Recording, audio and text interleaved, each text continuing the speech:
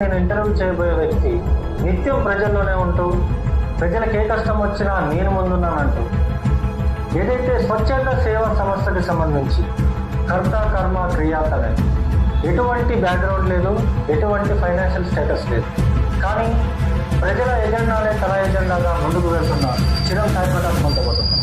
ప్రస్తుతమైతే సంపన్నులే చాలామంది కూడా ఇక్కడ స్వచ్ఛంద సేవా సంస్థలుగా నడపడం కావచ్చు, మంచి చేయాలంటే వెనకబడి వేస్తున్న పరిస్థితి ఉంది. అసలు మీకు ఈ స్వచ్ఛంద సేవా సంస్థ పెట్టాలన్న ఆలోచన ఎలా వచ్చింది?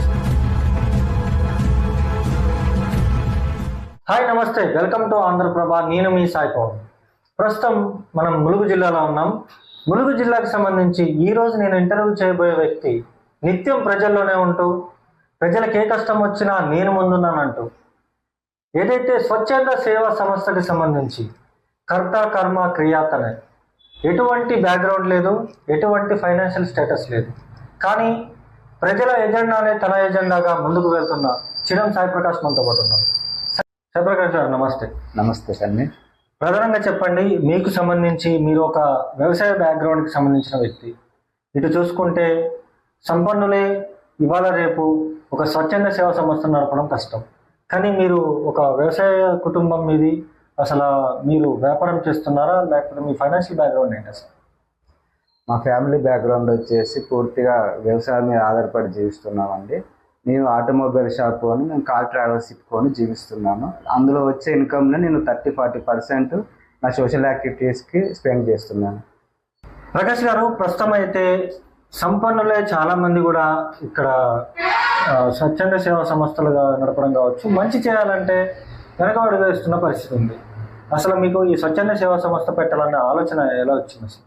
స్వచ్ఛంద సేవా సంస్థ స్థాపించడానికి ముఖ్య ఉద్దేశం, కరోనా టైంలో అమ్మ స్వచ్ఛంద సేవా సంస్థ అధ్యక్షుడు పీర్ల కృష్ణబాబు గారితో అప్పుడు ఉన్న ములుగు ఎమ్మెల్యే, ఇప్పుడు తెలంగాణ రాష్ట్ర మంత్రివర్యులతో కలిసి అనేక సేవా కార్యక్రమాల్లో పాల్గొనడం జరిగింది. నేను ఫౌండేషన్ స్థాపించడానికి ఆనాడు తిరిగినటువంటి సేవా కార్యక్రమాలే ముఖ్య ఉద్దేశం. ప్రకాష్ గారు, ఇటు చూసుకుంటే మీరు నిత్యం ప్రజల్లోనే ఉంటూ ప్రజలకి ఎటువంటి సహాయం ఉన్నా, ఏదైతే బ్లడ్కి సంబంధించి కావచ్చు, లేకపోతే వికలాంగులకి సైకిల్ కావచ్చు, ఇతర కార్యక్రమాలు చేస్తున్నారు కదా, అసలు మీకు ఫండ్స్ మేనేజ్ చేసుకోగలుగుతున్నారా? లేదండి, నేను మొదట్లో ఫౌండేషన్ స్థాపించినాక ఒక 8-9 నెలలు రక్తదాన శిబిరాలు పెట్టడానికి చాలా ప్రాబ్లమ్స్ ఫేస్ చేశాను. కాలక్రమేణా రక్తదాన శిబిరాలతో పాటు కొద్ది దాతలు కూడా ముందుకు వచ్చి నాకు సహాయం చేయడం జరిగింది. దాతల సహకారంతో నేను చాలా కార్యక్రమాలు చేశాను.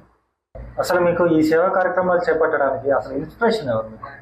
అమ్మ స్వచ్ఛంద సేవా సంస్థ అధ్యక్షుడు పీర్ల కృష్ణబాబు గారు, ధనసరి శ్రీతక్క గారు.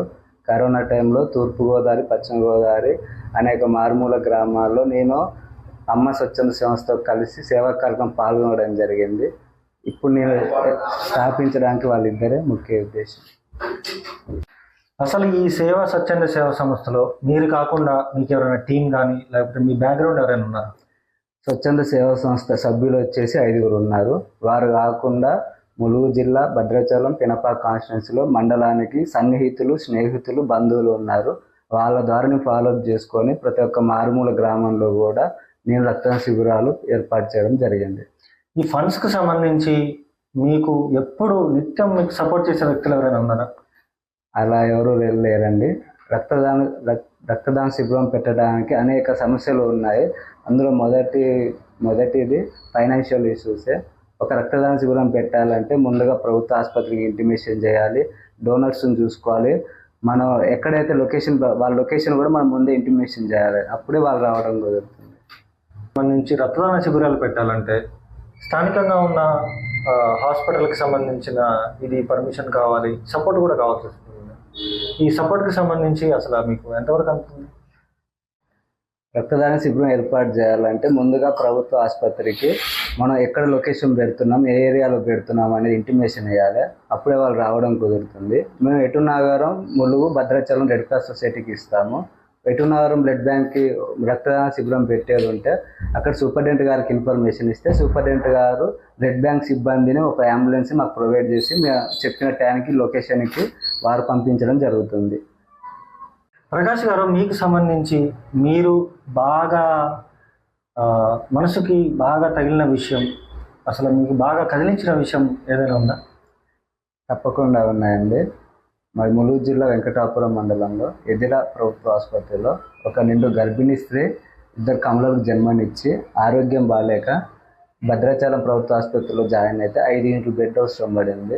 వాళ్ళు ఫౌండేషన్ని సంప్రదిస్తే మేము ఇండియన్ రెడ్ క్రాస్ సొసైటీతో మాట్లాడి ఒక 2 యూనిట్ రక్తం ఇప్పించడం జరిగింది. అప్పటికి తను ఓవర్ బ్లీడింగ్ అయి హెల్త్ ఇష్యూ వచ్చి ఎంజిఎం హాస్పిటల్కి తరలిస్తే అక్కడ వారం రోజులు ట్రీట్మెంట్ తీసుకొని తను ఆరోగ్యం బాగాలేక మరణించడం జరిగింది. నన్ను బాగా బాధపడిన సన్నివేశం అది ఒక్కటే. మీ సంస్థ ద్వారా ఎన్నో అవగాహన కార్యక్రమాలు చేస్తున్నారని చెప్పేసి విన్నాం. ఏంటి అవగాహన కార్యక్రమాలు? ముఖ్యంగా చేయుత స్వచ్ఛంద సేవా సంస్థ రక్తదాన శిబిరాల మీద ప్రత్యేక అవగాహన సదస్సులు పెట్టి రక్తదాన శిబిరాలు ఏర్పాటు చేయడం జరిగింది. అలాగే అవయవ దాన కార్యక్రమం ములుగు జిల్లాలో మొదటిసారిగా వెంకటాపురం మండలానికి స్టేట్ గవర్నమెంట్ జీవన్ దాన్ సంస్థని పిలిపించి అవగాహన కార్యక్రమం చేయడం జరిగింది.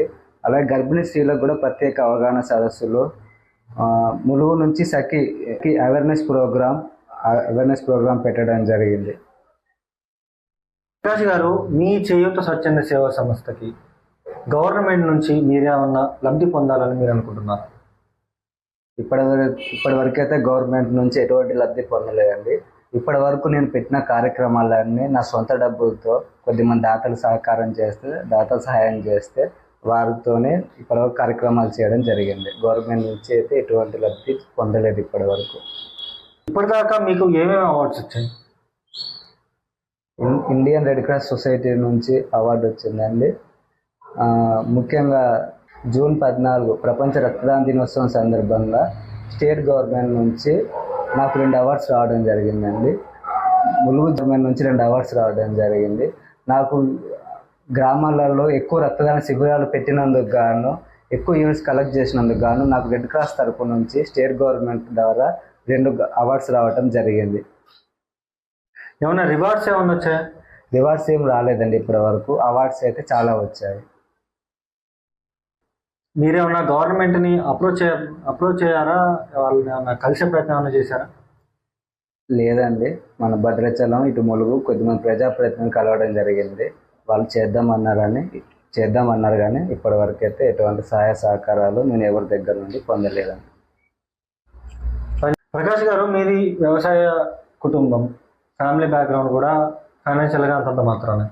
కానీ ఇటు యువకులు ఈరోజు రేపు యువకులు అయితే వ్యాపారం చేసుకుందాం లేకపోతే జాబ్ చేసుకుందాం అని చెప్పేసి సిటీలకు వెళ్తూ ఉంటారు. మీరు ఇక్కడే ప్రజలకు మంచి చేస్తా అని చెప్పేసి అంటున్నారు. దీనివల్ల మీ కుటుంబ సభ్యుల్లో కానీ లేకపోతే మీ చుట్టాలలో కానీ మీరేమైనా ఇబ్బందులు ఎదుర్కొన్న సిచ్యువేషన్ ఏమైనా ఉందా?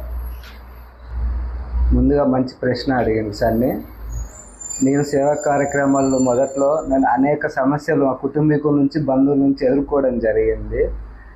కాలక్రమేణా నేను చేసే సేవాక్రమాలు అందరూ మెచ్చుకోవడం, నాకు అవార్డ్స్ రావడం, ఎంతోమందికి సరైన సమయంలో ఆపదలో ఉన్న వారికి రక్తం ఇప్పించడం, ఇవన్నీ చూసి కాలక్రమేణా నా కుటుంబీకులు సన్నిహితులు అందరూ నన్ను మెచ్చుకోవడం జరిగింది. మొదట్లో అయితే చాలా సమస్యలు ఎదుర్కోవడం. సమస్యలు అంటే ఎటువంటి సమస్యలు ఎదుర్కొన్నారు?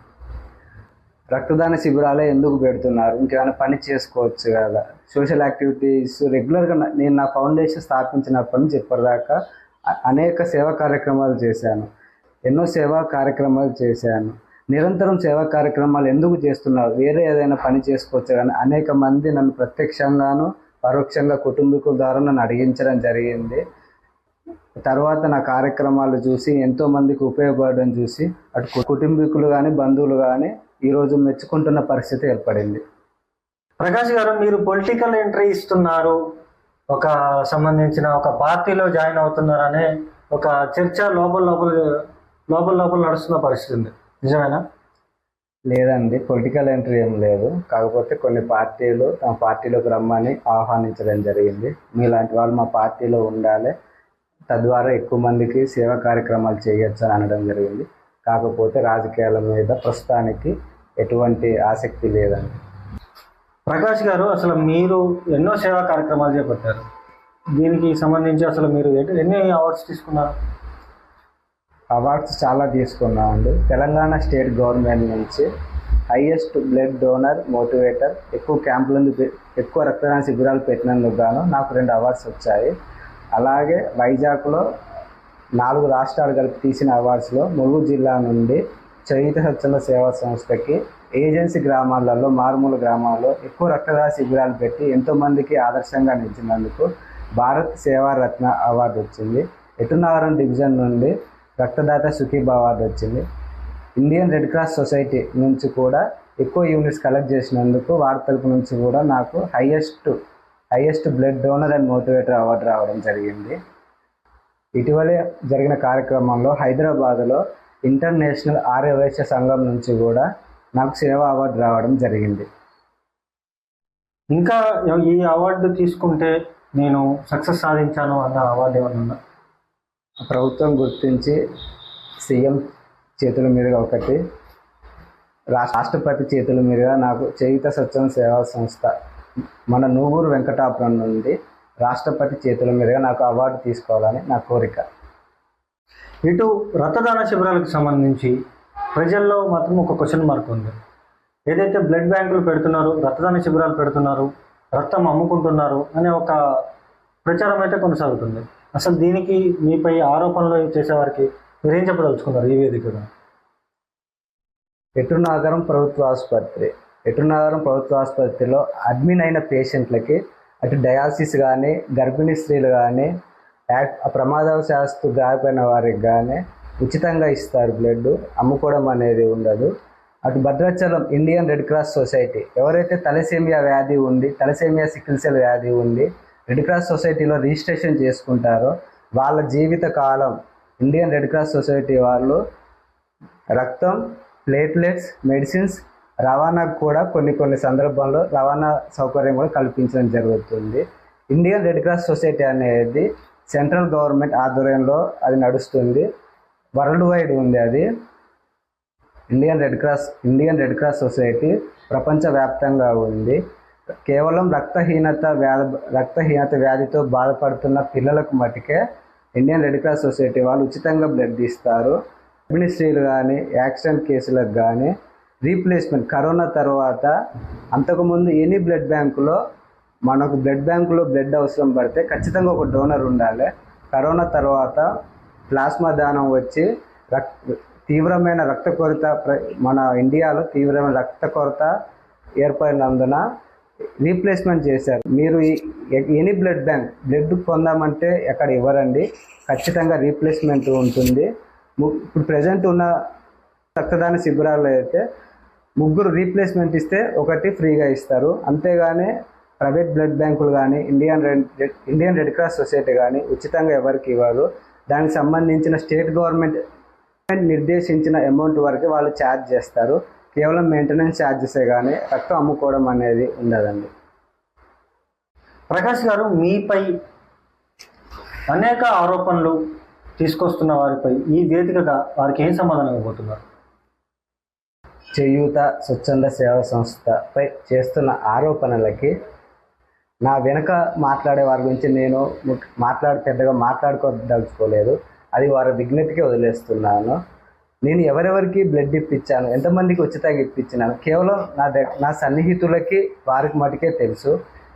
నిరాదరణ లేని ఆరోపణలు నేను పట్టించుకోదలుచుకోలేదు. ఎవరైనా నా దృష్టికి తీసుకొస్తే వారికి నేను వివరంగా ఎక్స్ప్లెయిన్ చేయడం జరుగుతుంది. ఎక్కడ ఉచితంగా ఇస్తారు, ఎక్కడ రీప్లేస్మెంట్ ద్వారా ఇస్తారు, మనం ఎంతమందికి ఇప్పించామనేది కేవలం ఇప్పించిన వారికే తెలుస్తుంది. నా వెనక మాట్లాడే వారి గురించి నేను పెద్దగా మాట్లాడుకోదలుచుకోలేదు. కాలక్రమేణా నేను చేసిన సేవా కార్యక్రమాలకు నాకు వచ్చిన అవార్డ్స్ వారికి సమాధానం జరుగుతుంది.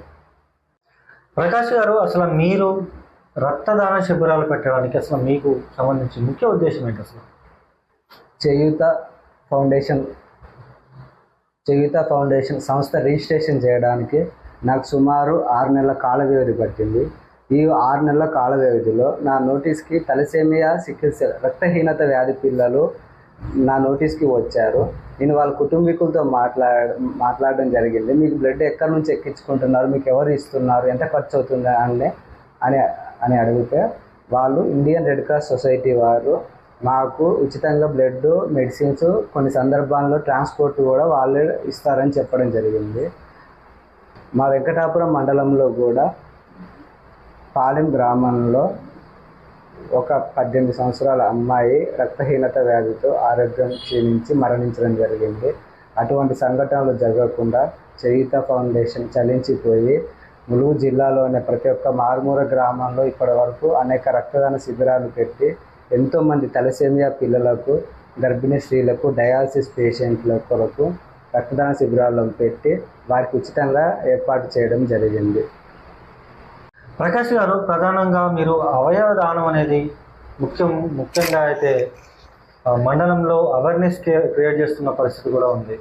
అసలు దీనికి సంబంధించి ఏంటి అసలు అవయవదాన కార్యక్రమం పెట్టడానికి ముఖ్య ఉద్దేశం ఎంతోమంది సరైన సమయంలో అవయవాలు దొరక్క మరణించడం జరుగుతుంది. వారికి అవయవాలు ఎవరు ఇస్తారు, ఎక్కడి నుంచి ఇస్తారు అని తెలుసుకునే క్రమంలో జీవన్ దాన్ సంస్థ, తెలంగాణ స్టేట్ గవర్నమెంట్ జీవన్ దాన్ సంస్థ నిమ్స్ హాస్పిటల్లో ఉంది. అవయవ లోపం ఉన్నోళ్ళు ఆ జీవన్ దాన్ సంస్థలో రిజిస్ట్రేషన్ చేసుకోవాలి. దాని వెయిటింగ్ పీరియడ్ వచ్చేసి 100లలో 1000లలో ఉంటుంది. అర్ధాంతరంగా మరణించిన వారి దగ్గర నుంచి అవయవాలు సేకరించి ఎవరైతే అవయవ లోపం ఉండి జీవన్ దాన్ సంస్థలో రిజిస్ట్రేషన్ చేసుకుంటారో వారికి తెలంగాణ ప్రభుత్వం ఉచితంగా అవయవదాన మార్పిడి చేయడం జరుగుతుంది. మా వెంకటాపురం మండలంలో మా స్నేహితుడి తమ్ముడికి కిడ్నీ సమస్య ఉండి వారు కూడా జీవన్ దాన్ సంస్థలో రిజిస్ట్రేషన్ చేసుకున్నారు. దాని వెయిటింగ్ పీరియడ్ వచ్చేసి 100లలో ఉందని చెప్పారు. వారికి అవయవం దొరక్క ఎక్కడ ఎవరు అవయవాలు ఇచ్చేవాళ్ళు లేక అవయవం గారి యొక్క కిడ్నీ వాళ్ళ అబ్బాయికి దానం చేయడం జరిగింది. అతను ఆరోగ్యం సహకరించక ఆరోగ్య సమస్య తను మరణించడం జరిగింది. మన ఇండియాలో కొన్ని వేల ఆర్గన్లు వృధా అవుతున్నాయి. అర్ధాంతరంగా మరణించిన వారి దగ్గర నుంచి, హార్ట్ అటాక్, బ్రెయిన్ స్ట్రోక్, నరాలు చిక్లి మరణించిన వారి దగ్గర నుంచి, ప్రమాదవశాత్తు మరణించిన దగ్గర నుంచి జీవన్ దాన్ సంస్థ వాళ్ళకి ఇన్ఫర్మేషన్, హాస్పిటల్లో ఎవరైతే ఇన్ఫర్మేషన్ జీవన్ దాన్ సంస్థకి సకాలంలో ఇస్తారో వాళ్ళు ఎవరైతే జీవన్ దాన్ సంస్థలో రిజిస్ట్రేషన్ చేసుకొని ఉండి వాళ్ళ వెయిటింగ్ పీరియడ్ ఎవరైతే నెక్స్ట్ వెయిటింగ్ పీరియడ్ ఉందో వాళ్ళని పిలిపించి వాళ్ళకి ప్రభుత్వం నుండి ఉచితంగా అవయవదాన మార్పిడి చేయడం జరుగుతుంది. మన భారతదేశంలో కొన్ని వేల ఆర్గాన్స్ వృధాగా అవుతున్నాయి. అవయవదానం గురించి అవగాహన లేక ఎన్నో వేల మంది కిడ్నీ మార్పిడి సరైన సమయంలో దొరక్క, కిడ్నీ సమస్యతో చూపు సమయానికి రాక వాళ్ళ అవయవం డబ్బెట్టి చికిత్స పొందలేక వాళ్ళ జీవితకాలం అలాగే మరణించడం జరుగుతుంది. కేవలం ఒక కిడ్నీ వ్యాధితో సంవత్సరానికి సుమారు 20 నుండి 30 వేల మంది మరణించడం జరుగుతుంది. జీవన్ దాన్ సంస్థ ప్రతి సంవత్సరం కొన్ని వందల కుటుంబాలకి అర్ధాంతరంగా మరణించే వారి దగ్గర నుంచి అవయవం సేకరించి ఎవరైతే లోపం ఉన్నో వాళ్ళకి ఉచితంగా చేయడం జరుగుతుంది. అయినప్పటికీ కూడా దాని వెయిటింగ్ పీరియడ్ 100లలో 1000లలో ఉంటుంది. నేను ఇప్పుడు మా ములుగు జిల్లాలో మొదటిసారి నూగురు వెంకటాపురం తెలంగాణ గవర్నమెంట్ జీవన్ దాన్ సంస్థని పిలిపించి సుమారు 200 అప్లికేషన్లు తెలంగాణ స్టేట్ గవర్నమెంట్కి ఇప్పించడం జరిగింది. అసలు ముందు మీరు ఎటువంటి కార్యక్రమాలు చేద్దాం అనుకుంటున్నారు? అసలు ఇప్పటి వరకు చేయూత ఫౌండేషన్ ఇటు ములుగు జిల్లా, అటు భద్రాచలం, అటు పినపాక నియోజకవర్గంలో రక్తదాన శిబిరాలు ఏర్పాటు పెట్టడం జరిగింది. నాకు ఎవరి దగ్గర నుంచి అయినా సహాయం దొరికితే ఇతర ఎన్జిఓలను కూడా కలుపుకొని ఖచ్చితంగా నేను జిల్లా స్థాయి నుండి రాష్ట్ర స్థాయికి వెళ్ళి అనేక రక్తదాన శిబిరాలు పెట్టి చేయూత ఫౌండేషన్ ముఖ్య ఉద్దేశం బ్లడ్ బ్యాంకులో రక్త కొరత ఉండి ఏ ఒక్కరు కూడా మరణించకూడదు. ఏ ఒక్క రక్తహీనత బాబు రక్త కొరత ఉండకూడదు. తలసేమియా గర్భిణీ స్త్రీలు, రక్తహీనత పిల్లలు, డయాలసిస్ పేషెంట్లు ఎవరు కూడా మరణించకుండా పూర్తిగా రక్త నిల్వలు సంబంధిత మన అందుబాటులో ఉన్న రక్తదాన శిబిరాల్లో రక్త నిల్వలు ఉంచడమే చేయూత ఫౌండేషన్ యొక్క ముఖ్య ఉద్దేశం. ప్రధానంగా గర్భిణీ స్త్రీలకు సంబంధించి అవగాహన సదస్సు కూడా మీరు ఏర్పాటు చేసిన పరిస్థితి ఉంది. దీనికి ముఖ్య ఉద్దేశం ఏంటి అసలు? చేయూత ఫౌండేషన్ కానీ ఏ ఒక్క ఎన్జిఓ కానీ ఇండియాలో ముఖ్యంగా సమస్య ఎదుర్కొనేది మాకు వచ్చే ప్రతి ఒక్క నోటిఫికేషన్ డెలివరీ టైంలో బ్లడ్ అవసరం ఉందని మాకు కాల్స్ వస్తాయి. కొన్ని సందర్భంలో రక్త నిల్వలు బ్లడ్ బ్యాంకులో కూడా అందుబాటులో లేక కొన్ని డెలివరీలు కానీ సిజేరియన్లు కానీ పోస్ట్ పోన్ చేయడం, వాయిదా వేయడం జరుగుతుంది. జిల్లా వెంకటాపురం మండలంలోని ఎదిర ప్రభుత్వ ఆసుపత్రిలో ఒక గర్భిణీ స్త్రీ 2 కమలలకు జన్మనించి ఓవర్ బ్లీడింగ్ ఆరోగ్యం సహకరించక భద్రాచలం ప్రభుత్వ ఆసుపత్రిలో అడ్మిట్ అవ్వడం జరిగింది. అప్పుడు వారికి 4 యూనిట్లు బ్లడ్ అవసరమైతే ఇండియన్ రెడ్ క్రాస్ సొసైటీతో మాట్లాడి 2 యూనిట్లు బ్లడ్ ఇప్పించడం జరిగింది. అప్పటికీ కూడా తన ఆరోగ్యం క్షీణించి ఓవర్ బ్లీడింగ్ అయ్యి వరంగల్లోని ఎంజిఎం హాస్పిటల్లో అడ్మిట్ అయ్యి వారం రోజులు ట్రీట్మెంట్ తీసుకొని తను మరణించడం జరిగింది. ఆ ఒక్క సంఘటనతో చేయూత ఫౌండేషన్ చలించి దీనికి ప్రత్యామ్నాయం ఏంటి అని ఆలోచించే క్రమంలో గర్భిణీ స్త్రీలు ప్రత్యేక అవగాహన సదస్సు ఏర్పాటు చేయడం జరిగింది. దాని యొక్క ముఖ్య ఉద్దేశం ఏంటంటే గర్భిణీ స్త్రీ తను ప్రెగ్నెన్సీ టైం నుండి డెలివరీ అవ్వడానికి సుమారు 8 నుంచి 9 నెలల కాల వ్యవధి ఉంటుంది. ఆ కాల వ్యవధిలో తను ఖచ్చితంగా డైట్ మెయింటైన్ చేసి ప్రతి నెల బ్లడ్ టెస్ట్ చేయించుకోవాలి. తన కుటుంబీకులు సన్నిహితుల్ని 1-2 డోనర్ని చూసి పెట్టుకోవాలి. తద్వారా ఏం జరుగుతుందంటే ఉదాహరణకు కొన్ని నెగిటివ్ గ్రూపులు, రేర్ గ్రూపులు ఉంటాయి. A negative, AB negative, O negative 100లలో 1000లో ఒక్కరికి ఉంటుంది. ఆ గర్భిణీ నెగిటివ్ గ్రూప్ అయినప్పుడు బ్లడ్ బ్యాంకులో కూడా రక్త నిల్వలు లేక కొంతమంది మరణించడం జరుగుతుంది. కొన్ని డెలివరీలు కూడా వాయిదా వేయడం జరుగుతుంది. డెలివరీ టైంలో వారు డోనర్ను చూసుకోవడం వలన కాకుండా బ్లడ్ బ్యాంకులో రక్త నిల్వలు లేనప్పుడు వారు చూసుకున్న డోనర్ని బ్లడ్ బ్యాంక్కి రప్పించి వాళ్ళు డెలివరీ వాళ్ళ ఇబ్బంది లేకుండా వాళ్ళు ప్రాణాపాయ స్థితిలో నుంచి ఆ టైంకి నుండి బయటపడడం జరుగుతుంది. లేదా మాకు సిజేరియన్ టైంలోనే కాల్ చేయకుండా కొద్దిగా ముందుగా 1 మంత్ బిఫోర్ చెప్పిన సందర్భంలో మేము బ్లడ్ బ్యాంకులో తను డెలివరీ అయ్యేదాకా బ్లడ్ ఎవరికి ఇవ్వకుండా హోల్డ్ చేయడం జరుగుతుంది.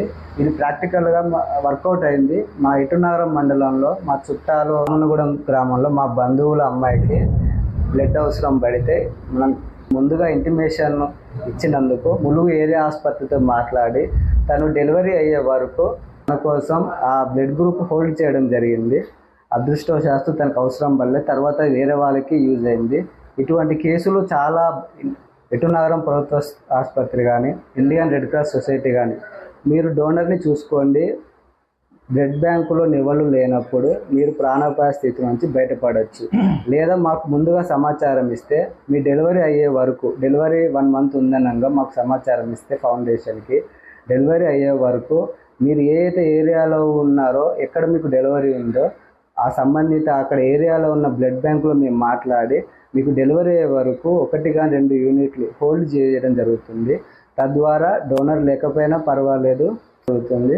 ఎవరు ఏ ఒక్క గర్భిణీ స్త్రీ రక్త కొరత ఉండి రక్తం బ్లడ్ బ్యాంకులో లేక చనిపోకూడదు అనేదే ఇటువంటి మా ఫౌండేషన్ యొక్క ముఖ్య ఉద్దేశం.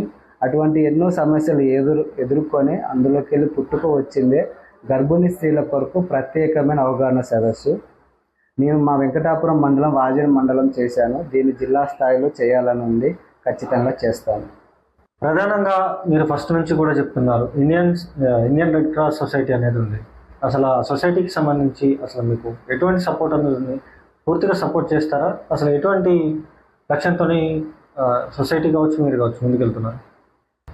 ఇండియన్ రెడ్ క్రాస్ సొసైటీ మాకు పూర్తిగా సహకరిస్తారు. మేము ఏ సమయంలో కాల్ చేసినా, ఎవరికి రక్తం అవసరం ఉన్నా భద్రాచలం పరిధిలో మొదటిసారి మేము కాల్ చేసి సొసైటీ వారికి వాళ్ళు డీటెయిల్స్ తీసుకొని బ్లడ్ బ్యాంకులో రక్త నిల్వలు ఉంటే ఖచ్చితంగా వాళ్ళు ఇస్తారు. ఇండియన్ రెడ్ క్రాస్ సొసైటీ వాళ్ళు పూర్తిగా మాకు సహకార్యాలు మొదటి నుంచి ఇప్పటివరకు అందిస్తూనే ఉన్నారు.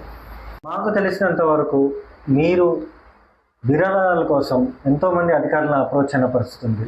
ఒకరోజు మాకున్న సమాచారం వరకు ఒకరోజు ఒక సంబంధించిన స్థానిక ఒక పోలీస్ అధికారికి మీరు ఫోన్ చేసి, సార్ ఇలా ఉంది పరిస్థితి, సార్ మాకు కొద్దిగా అమౌంట్ కావాలని చెప్పేసి మీరు అడిగిన పరిస్థితి కూడా ఉందని తెలిసింది. ఎంతవరకు వస్తాము? అసలు ఏంటి విషయం ఏంటి? అసలు వెంకటాపురం మండలంలోని చొక్కాల గ్రామంలో దర్ర సునీత అనే మహిళ గుడికి వెళ్ళి వచ్చే క్రమంలో ప్రెషర్ బాంబు పేలి తను వెంకటాపురం ప్రభుత్వ ఆసుపత్రిలో చేరి తను కాలు పూర్తిగా నుజ్జు అయితే తను కాలు తీసివేయడం జరిగింది.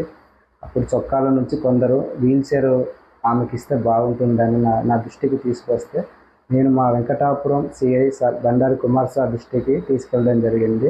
నేను డొనేషన్స్ కలెక్ట్ చేశాను. కొంత అమౌంట్ తక్కువ ఉందని మా సిఐ సార్ని కోరగా ఆ వీల్ చైర్కి ఎంత అమౌంట్ అయిందో మొత్తం కుమార్ సార్ ఇచ్చి సిఏ గారి పేరు తరపున ఆ మహిళకి మేము వీల్ చైర్ ఇప్పించడం జరిగింది. దానికి మా వెంకటాపురం మండలం మా చయిత ఫౌండేషన్ తరపున సిఏ గారికి కృతజ్ఞతలు. అసలు మీరు ఎన్నో రక్తదాన శిబిరాలు పెట్టడం జరిగింది. దీనికి సంబంధించి అసలు మీరు పెట్టిన ఇది నేను బాగా చేశాను అన్న ప్రోగ్రామ్ ఏదైనా ఉందా? వెంకటాపురం సిఏ బండారు కుమార్ సార్ నన్ను ఎంతగానో ప్రోత్సహిస్తారు.